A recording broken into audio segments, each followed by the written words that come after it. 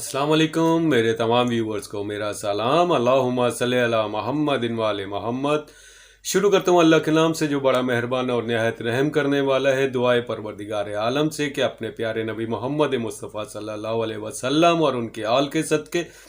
میرے تمام سبسکرائبرز اور ویورز کو اللہ اپنے امان میں رکھے۔ جو بیمار ہے اللہ انہیں صحت عطا کرے، اور ہمارے جو مشکلات ہیں، ہماری زندگی کے معاملات میں جو خرابیاں، اللہ ان کو بہتر کرے اور ہماری مشکلات میں آسانیاں پیدا کرے اپنے پیارے نبی محمد مصطفیٰ صلی اللہ علیہ وسلم کے صدقے، اور ہمارے کاروبار میں، ہماری آمدنی میں، ہماری روزگار میں اس حد تک اضافہ کرے کہ ہم اپنے بزرگوں کی اچھی سے اچھی خدمت کر سکیں، اچھی سے اچھی طرح ان کی حفاظت کر سکیں جس طرح انہوں نے ہماری بچپن میں کی، اور ہم اپنے اولاد کی اس طرح پرورش کریں کہ وہ اچھے انسان بن کر بڑے جب جوان ہو تو اچھے انسان کے طور پر دنیا کے سامنے آئے۔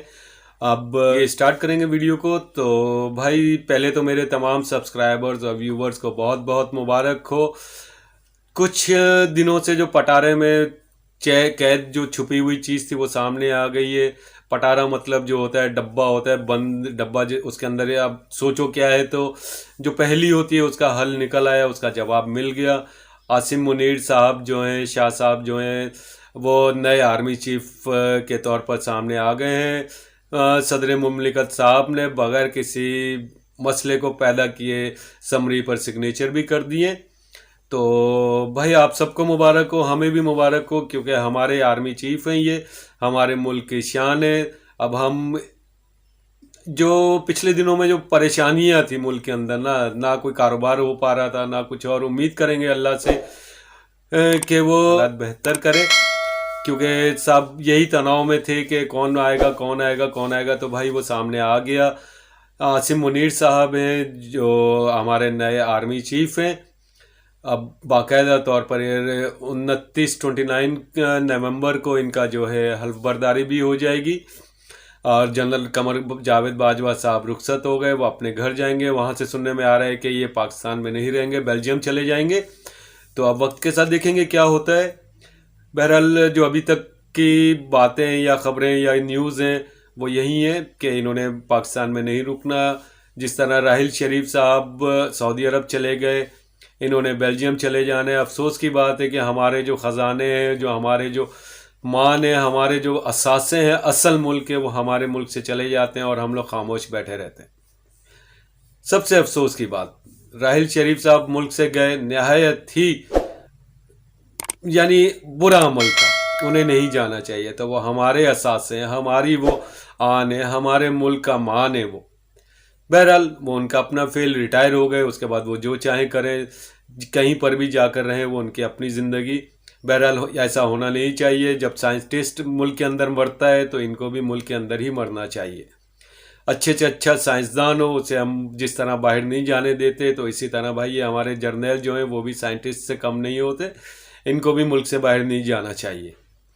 بہرحال وہ ان کی اپنی سوچ یا ہمارے حکمرانوں کی اپنی سوچ، ہم اب شروع سے اپنے خزانے باہر دیتے آ رہے ہیں اور آج بھی دیتے رہے ہیں، آگے بھی انشاءاللہ دیتے ہی رہیں گے۔ جس طرح ہماری عافیہ صدیقی ڈاکٹرانی تھی، وی آئی پی خاتون تھی، مومنہ عورت تھی، وہ بھی آخر ہم نے دے ہی دی نا امریکہ کو۔ تو یہ بہرحال یہ ہمارے تحفے ہوتے ہیں جو ہم بانٹتے پھرتے ہیں اپنے بیرونی آقاؤں کو خوش کرنے کے لیے، کوئی مسئلہ نہیں اس میں۔ تو اب دعا کریں گے اللہ پاک سے کہ عاصم منیر صاحب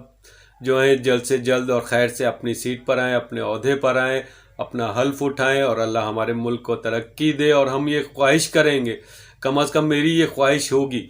کہ 72 سالوں میں کسی آرمی چیف نے اپنے سپاہیوں کے ساتھ محبت نہیں کی، جو سچ ہے۔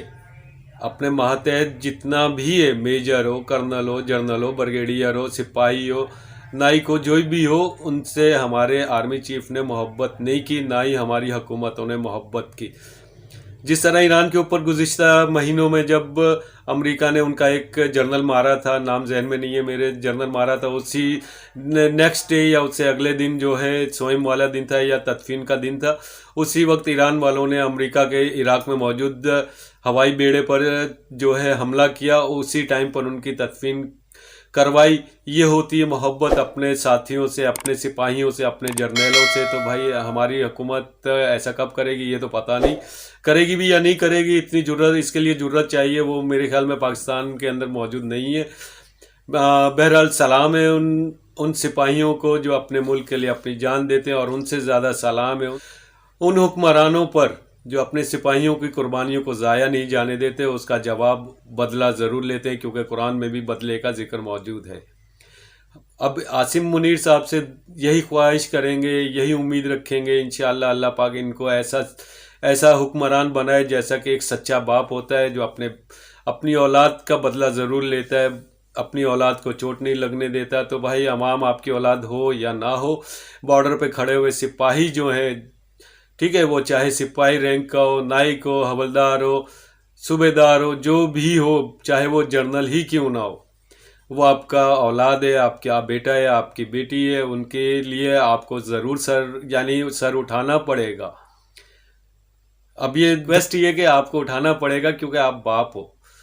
अमाम के ना हो कोई बात नहीं, मगर वो सिपाही आपका बेटा है, ठीक है। अगर उसको दुश्मन की गोली लगती हो तो आप उस गोली का जवाब दो,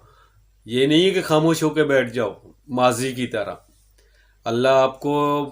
ये एक ओहदा दिया है, ये इज़्ज़त का मुकाम दिया है, ये अल्लाह ने दिया, और इसको बरकरार रखना आपकी अपनी ज़िम्मेदारी है। 72 सालों में